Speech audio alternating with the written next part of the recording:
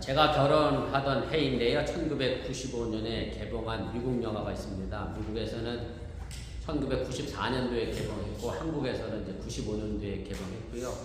올해 다시 재개봉한 영화가 있습니다. 쇼생크 탈출이라는 그런 영화인데 제가 원래 추리소설, 추리영화 이런 종류를 좋아해서 아주 재밌게 봤던 그런 영화입니다.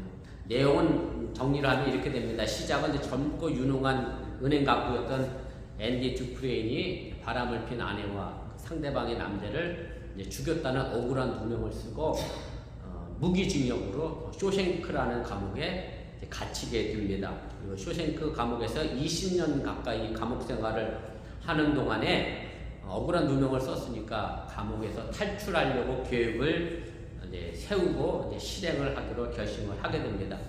그리고 탈옥 하루 전 그가 감옥에서 만났던 아주 친한 죄수 동료 레디에게 탈옥 이야기는 하지 않고 자신의 꿈을 이야기를 합니다.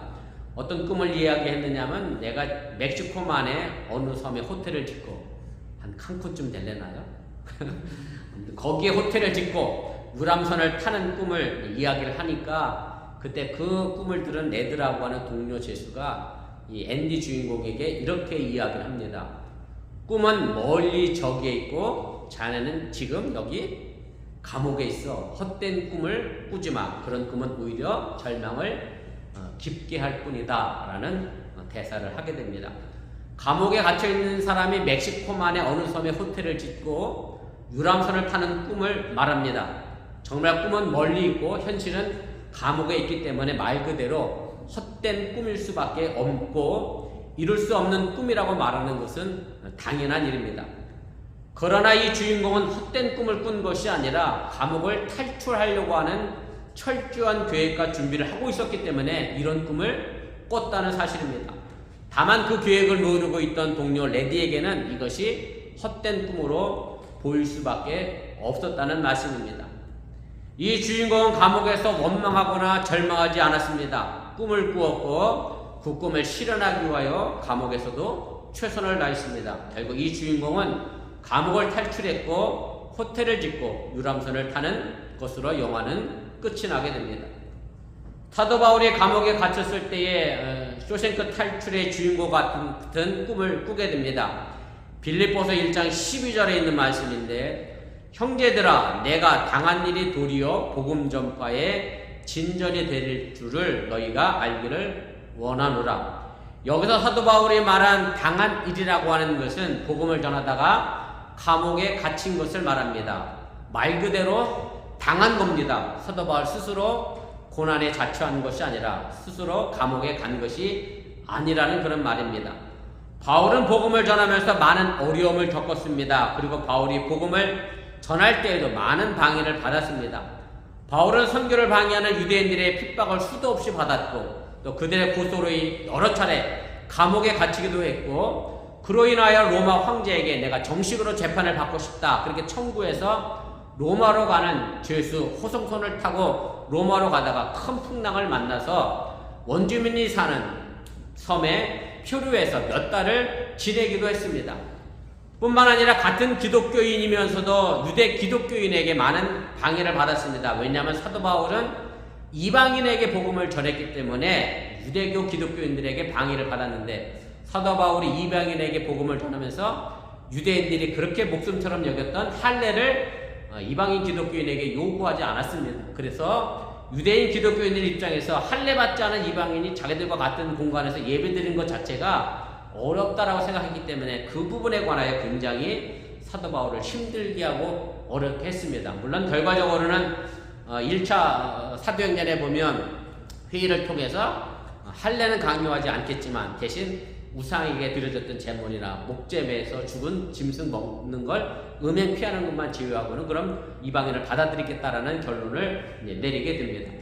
그리고 심지어는 바울이 개척했던 고린도 교인들에 의해서도 예루살렘에 있는 가난한 성도들에게 보낸 선교 헌금을 사도 바울이 개인적으로 사용했다는 오해도 받았습니다. 일종의 횡령을 했다는 의심을 받았다는 그런 말씀입니다.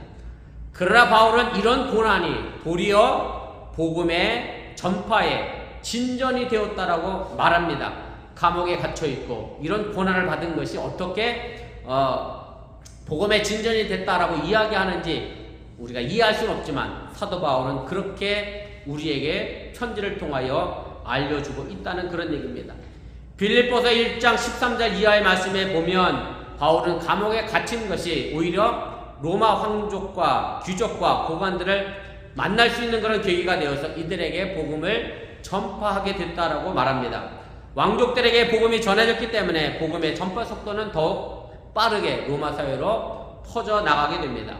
실제로 로마가 기원후 333년에 공인을 받을 때에 전 인구의 7%밖에 안 되는 인구였지만 그러나 이 7% 안에는 많은 로마의 왕족과 또 귀족과 고관들이 있었기 때문에 이로 인해 기독교가 국교로 받아들이는데 어려움이 없었다라고 하는 얘기고, 그 씨앗이 바로 300년 전 바울이 로마의 감옥에 갇혔을 때 뿌려진 것이라고 학자들은 말하게 됩니다.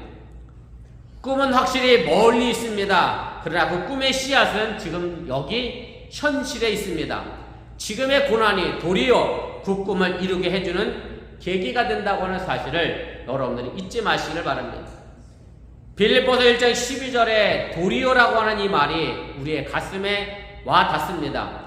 비록 고난이 넘쳐나지만 도리어 이것이 꿈을 이루는 발판이 되었다는 말씀인데, 지금 우리 어번교회가 가져야 될 마음의 자세와 신앙의 자세라고 저는 그렇게 믿습니다. 지난 주간에 여러분들이 아시는 것처럼 우리 정정모 권사님, 우리 정세영 권사님이 클리븐델로 이사를 가셨습니다. 떠나 보내면서 한편으로는 저 자신도 많이 힘들었습니다. 주일학교를 위하여 참 많이 애를 많이 써주셨는데, 물론 여러분들도 같은 마음과 같은 생각을 가졌을 것이라 생각이 됩니다.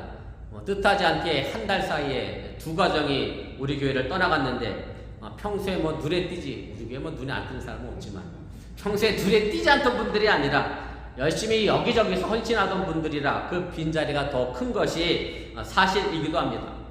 그러나 사도 바울의 말처럼 도리어 이 일이 어번교회에 복음의 진전이 있는 일이 되기를 기도하면서 다른 사람이 아닌 바로 여러분들의 헌신을 통하여 이 교회에 복음의 진전의 역사가 있기를 간절히 축원을 드립니다.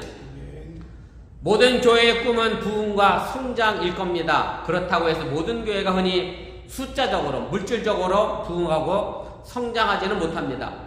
그래서 때로 그 꿈이 멀리 있고 헛된 꿈처럼 생각될 수도 있습니다. 그러나 도리어입니다. 도리어 지금 우리의 현실이 그 꿈을 이루는 발판이요 씨앗이 된다고 하는 사실을 여러분들이 기억하시길 바랍니다. 그래서 사도 바울은 고난의 십자가를 자랑할 수 있었습니다. 십자가가 단순히 죽음의 흉틀이 아니라 우리에게는 부활의 영광의 출발점이기 때문에 사도 바울은 이 고난의 십자가, 죽음의 형태 십자가를 자랑할 수 있었다는 말씀입니다. 누구나 행복을 원합니다. 그래서 기독교인 역시 누구나 하나님께 복을 구합니다. 복을 구하는 것 흔한 말로 기복이라는 말로 설명합니다만은 기복은 결코 나쁜 것은 아닙니다. 다시 말해 예수 믿고 복 받는 것, 흔한 말로 잘 먹고 잘 사는 것, 이것이 나쁜 것은 아니라는 뜻입니다. 성경에서도 복을 구하고 복을 주시고 복을 받는다는 말이 많이 나옵니다. 그리고 특별히 구약 성경에 보면 복의 내용이 우리가 알고 있는 것처럼, 우리가 흔히 생각하는 현실에 대해서 생각하는 것처럼 물질과 승리와 출세로 나타나기도 합니다. 그러나 우리가 잊어서는 안 될 조건이 있습니다. 그 기준은 바로 하나님의 말씀이고 뜻입니다. 구약 성경에서는 율법이라고 할 수 있을 겁니다. 율법을 지킬 때라는 그 조건이 이 기복과 더불어서 함께 따라다닌다는 말씀입니다. 기복신앙의 문제는 바로 여기에 있습니다. 하나님의 말씀이 없는 축복, 하나님의 뜻이 없는 축복, 하나님과 관계없는 축복, 그것이 기복주의 신앙의 문제점이라고 하는 것을 여러분들이 꼭 기억하시길 바랍니다. 저도 여러분 모두가 부자 되기를 소원하고 성공하길 바라고 실제로 그렇게 기도합니다. 그러나 성경은 단 한 군데서도 하나님의 말씀과 뜻이 없는 복을 말하지는 않는다라고 하는 얘기입니다. 물질을 많이 얻고 승리하고 출세하는 것 결코 나쁜 것이 아닙니다. 그 자체로는 좋고 나쁜 것도 없습니다. 다만 내가 하나님의 뜻을 멀리 떠난 물질의 축복은 오히려 내게 해가 된다라고 하는 얘기입니다. 문제는 건강한 물질이냐, 건전한 승리냐, 정직한 출세냐에 있는 것이지, 이 문제를 풀어주는 것이 바로 하나님의 말씀이고 하나님의 뜻이라고 하는 사실을 여러분들이 믿으시기를 바랍니다.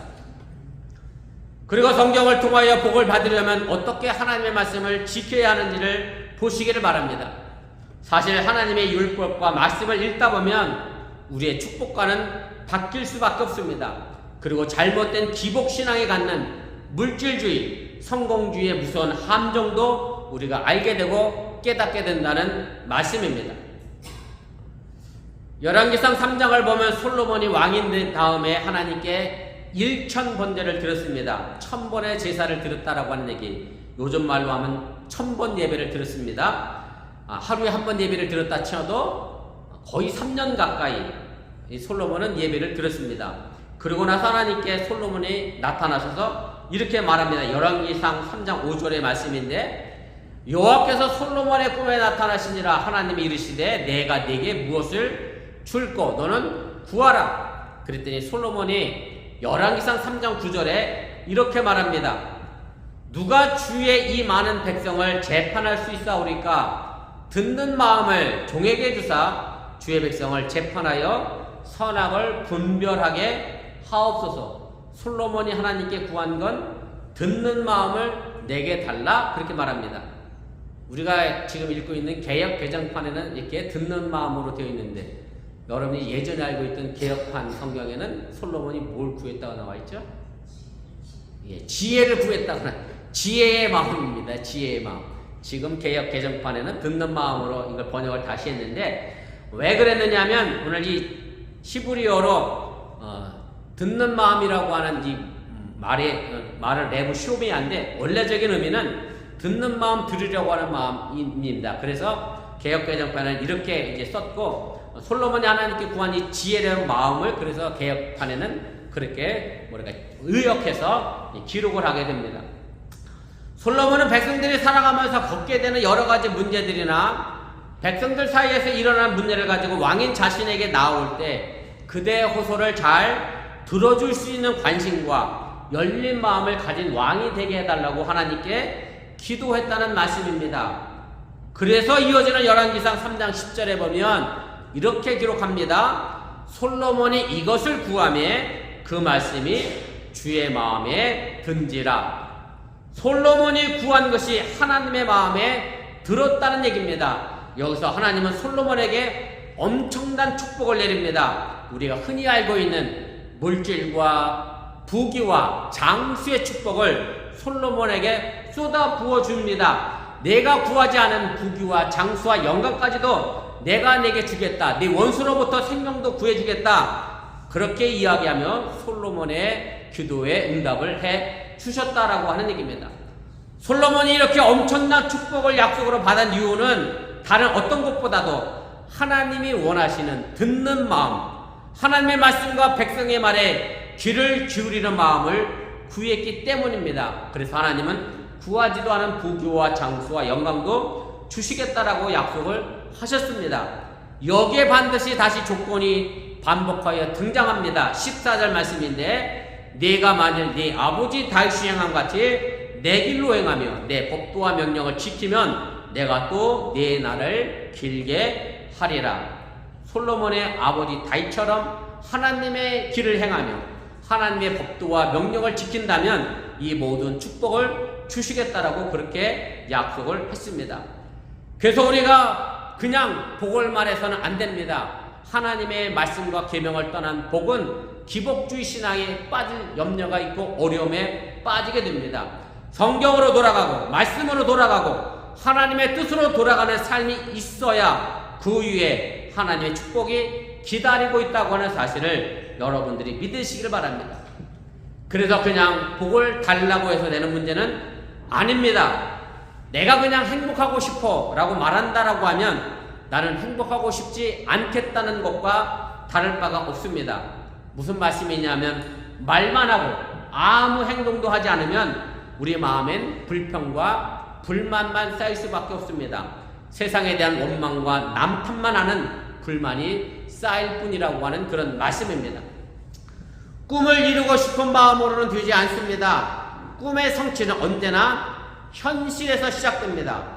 내가 꾸는 꿈이 있으면 지금 현실에서 나는 무엇인가 해야 한다는 말씀입니다. 나는 아무것도 안 하면서 나는 불행하다 하고 원망과 불평만 한다고 하면 행복이 아니라 불행으로 가는 지름길이 된다라고 하는 사실입니다. 지난주에 파리올림픽이 끝이 났습니다. 올림픽 관련 뉴스를 보다가 제가 흥미로운 기사를 하나 봤습니다. 일단 제가 여러분들에게 질문을 한다면 올림픽에서 은메달을 딴 선수와 동메달을 딴 선수가 있다고 하는 어느 쪽 선수가 더 행복하겠습니까? 이렇게 물으면 당연히 은메달을 딴 선수가 더 행복할 것처럼 생각을 합니다. 그런데 여기에 반전이 있습니다. 동메달을 딴 선수가 은메달을 딴 선수보다 더 행복 지수가 높았다는 얘기입니다. 그 이유는 이렇게 됩니다. 은메달을 딴 선수는 올림픽 마지막 경기잖아요. 결승전이니까. 그 마지막 경기에서 마지막으로 졌습니다. 그래서 은메달을 딴 겁니다. 동메달을 딴 선수는 3, 4위전에서 마지막 경기잖아요. 그것도 그 마지막 경기에서 뭐 했어요? 이겼습니다. 그래서 동메달을 딴 겁니다. 그러니 은메달 딴 선수는 아마 아쉬움만 가득 남겠지요. 내가 이 경기만 이겼다면 이러면 그 행복지수는 당연히 떨어질 수밖에 없는 거고, 동메달을 딴 선수는 내가 이 경기에서 마지막으로 이겼기 때문에 동메달을 딴 것이라 오히려 더 행복지수가 높았다라고 하는 얘기입니다. 오늘 우리가 함께 읽은 본문의 말씀은 약속의 땅 가나안을 꿈꾸는 이스라엘 백성들의 이야기입니다. 약속의 땅을 향한 광야의 길은 결코 쉽지가 않았습니다. 목이 마르고 배고프고 유혹과 적들이 우글거리는 광야의 길입니다. 꿈이 클수록 난간이 크다는 것이 상식입니다. 제가 지난번 그 수련회를 마치고 나서 수련회 갔던 교사들과 이렇게 위로하면서 식사를 함께 나눴는데 그냥 우스갯소리를 들어주세요. 정국 목사님이 시카고 여행을 갔는데 하율이가 시카고를 보더니 도시가 너무 멋있다고, 하율이가 나 시카고에서 살고 싶다 그랬대. 정국 목사님이 하율아, 이 시카고에서 여기 이 정도에서 살려고 하면 집세고 월세고 뭐 이런 게 엄청나잖아요. 그죠? 민정이도 뉴욕 살려니 월세 비싸지, 물가 비싸지. 그래서 그걸 막 설명해서 그럼 하율이가 돈을 얼마큼 벌어야 하고 이렇게 벌려면 뭘 해야 돼? 또 공부도 열심히 해야 되잖아요. 근데 하율이가 그랬대요. 정국 목사님한테. 엄마 난 그냥 업어서 살래. 아무것도 안 하면서 뭘 이룰 수는 없습니다. 꿈이 크면 사실은 그것에 대한 난관도 커야 합니다. 공부하기 싫어도 해야 하잖아요. 꿈이 크면. 그런데 꿈만 크고 공부를 안 하면 아무것도 이룰 수 없는 게 우리의 현실의 삶의 모습입니다. 오늘 사실 이스라엘 백성들이 적과 꿀이 흐르는 가나안 땅을 향해 갑니다. 광야길을 걸어갑니다. 목이 마릅니다. 먹을 것도 없습니다. 맹수가 울거리고 적들이 옵니다. 뜨거운 태양을 걸어갑니다. 이 모든 것을 이겨내야 결국 적과 꿀이 흐르는 가나안 땅에 가게 되고, 그것을 극복해야 가게 되는데 그것을 미처 이겨내지 못했다라고 하는 얘기입니다. 오늘 이야기는 사실 간단합니다. 그래서 제가 본문을 두고 서론을 길게 한 이유는 오늘 본문의 메시지가 아주 간결하고 분명하기 때문에 그렇습니다. 결론적으로 말씀을 드리면 불평과 원망하는 자는 약속의 땅에 들어가지 못했다. 광야의 길이 새로운 기회의 길이고 그 길이 하나님께서 인도하시는 길이기에 감사하며 하나님의 말씀을 따르는 자는 약속의 땅으로 들어갈 수 있었다. 이것이 오늘 본문이 전하는 메시지의 중요한 핵심이라고 하는 얘기입니다. 민수기 14장은 가나안 땅을 정탐하고 돌아온 12집파 정탐꾼들의 이야기를 담고 있습니다. 정탐자 12명 중에 여호수아와 갈렙을 제외한 10지파의 사람들은 가나안 사람들의 키가 얼마나 큰지 그 사람들하고 우리하고 비교하면 우리는 메뚜기 같다. 그 사람들과 싸우면 우리는 100% 진다. 우리는 죽는다. 그러니 우리는 가나안 땅에 가지 못한다라고 그렇게 보고를 하게 됩니다. 그 말을 들은 이스라엘 백성들은 밤새 통곡하며 모세와 아론을 원망합니다. 그리고 다시 노예지 이집트로 돌아가자고 말합니다. 광야에서 죽느니 차라리 이집트에서 노예로 사는 게 훨씬 더 좋다는 얘기입니다. 여기에 기어이 축복을 주시려고 하는 하나님의 진노가 임하게 됩니다. 오늘 본문 26절 28절 말씀인데 다시 한번 다 같이 읽어보겠습니다. 여호와께서 모세와 아론에게 말씀하여 이르시되 나를 원망하는 이 악한 회중에게 내가 어느 때까지 참으랴. 이스라엘 자손이 나를 향하여 원망하는 그 원망하는 말을 내가 들었노라. 그들에게 이르기를 너희의 말씀에 내 삶을 두고 맹세하노라. 너희 말이 내 귀에 들린 대로 내가 너희에게 행하리니. 오늘 하나님이 뭐라고 말씀하시느냐면 내 귀에 들린 대로 내가 너희에게 행하겠다라고 말씀합니다. 무슨 뜻인지 알아야 합니다. 이 말은 죽겠다라고 하면 하나님이 그 말을 그대로 들으시고 죽을 것이라고 하는 얘기입니다. 우리가 말한 대로 그대로 된다는 뜻입니다. 원망한 그대로 노예가 되고 싶다면 노예가 될 것이고, 아직 싸우지도 않은 상태에서 가난한 사람들과 싸워 죽을 것이라고 말하면 당연히 죽을 것이라고 하는 말씀입니다. 원망하면 원망된 삶을 살 뿐이고, 감사하면 감사한 인생의 삶이 우리에게 펼쳐진다는 말씀입니다.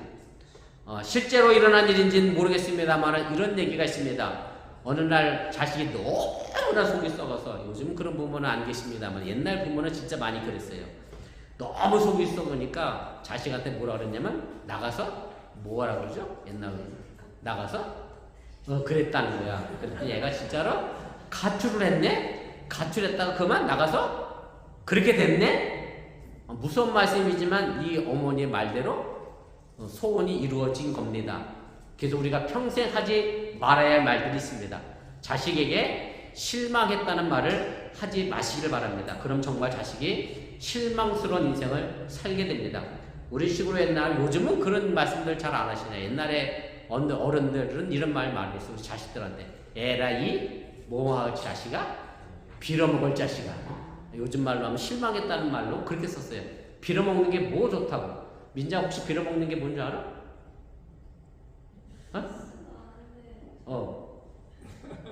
빌어먹는 거 뭐냐면 구걸한다는 뜻이야. 이렇게 구걸, 한품 주시오. 빌어먹는. 자식한테 에이 빌어먹을 자식이야. 자식이 빌어먹으면 뭐 좋다고. 뭐 그런 얘기 사실 했거든요. 여러분 절대 그런 말을 해서는 안 됩니다. 부부가 갈라지고 헤어지는 첫 번째 단계는 뭔지 아세요? 화나고 감정 안 놓고 다툴 때마다 이런 말 하죠. 우리 헤어져. 이 말이 반복되면요 진짜 헤어져요. 첫 단추부터 여러분들이 잘 끼워 가시길 바랍니다. 말이란 마음입니다. 우리가 화난다고 뭐든 막 집어던지면, 요즘은 집어던지는 남자 없겠지. 옛날 어른들은 막 밥상도 없었는데 누구 손해예요? 자기 손해입니다. 집어던지고 부서지고 깨지면 다 자기 손해입니다. 여러분들이 설명 하나 더 잘 아실 텐데, 불평과 불평도 똑같습니다. 다 내 자신을 망가뜨리는 지름길입니다.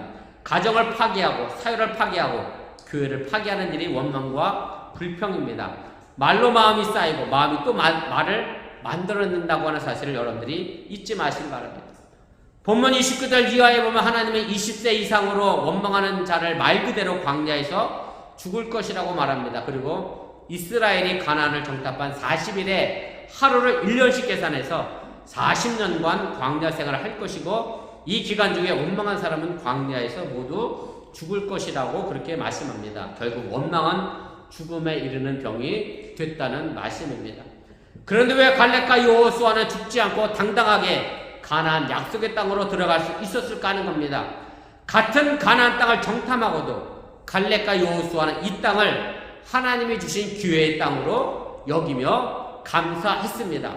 민수기 14장 7절 8절에 있는 말씀인데, 여호수아와 갈렙이 한 말입니다. 이스라엘 자손의 온 회중에게 말하 이르되 우리가 두루다니며 정탐한 땅은 심히 아름다운 땅이라. 여호와께서 우리를 기뻐하시면 우리를 그 땅으로 인도하여 들이시고 그 땅을 우리에게 주시리라. 이는 과연 젖과 꿀이 흐르는 땅입니다. 다른 10명과 달리 여호수아와 갈렙은 가나안을 아름다운 땅이라 부르며 하나님께서 우리를 인도해 주실 것이고, 이 싸움은 하나님이 주시는 기회라고 믿었습니다. 그리고 이어지는 구절에서 그들은 우리의 먹이가 될 것이라고 말합니다. 이렇듯 차이가 있습니다. 본다고 다 보는 것이 아닙니다. 원망과 불평으로 보는 사람이 있고 기회와 감사로 보는 사람이 있다는 말씀입니다. 우리는 위기라는 말을 잘 알고 있습니다. 위기란 위험과 기회라는 말입니다. 위험하기도 하지만 우리에게도 기회가 있다는 그런 얘기입니다. 삶이 힘들 때가 있습니다. 그것이 절망으로 보는 사람이 있고 오히려 희망의 기회로 보는 사람도 있습니다. 여호수아와 갈렙이 그랬습니다. 그래서 본문 38절은 이렇게 말합니다. 그 땅을 정탐하러 갔던 사람들 중에서 오직 눈의 아들 여호수아와 여분네 아들 갈렙은 생존하니라. 누가 약속의 땅으로 갈 수 있을까요? 성경은 분명하게 우리에게 말합니다. 원망하면 원망하는 대로 이루어질 것이고 당연히 약속의 땅은 우리에게 없습니다. 그러나 모든 것이 기회고 감사라고 하면 약속의 땅은 우리에게 열려지게 됩니다. 문제는 우리 사람됨의 크기라고 하는 사실을 기억하시고 사람됨을 가꾸는 우리의 자세가 있으시기를 바랍니다.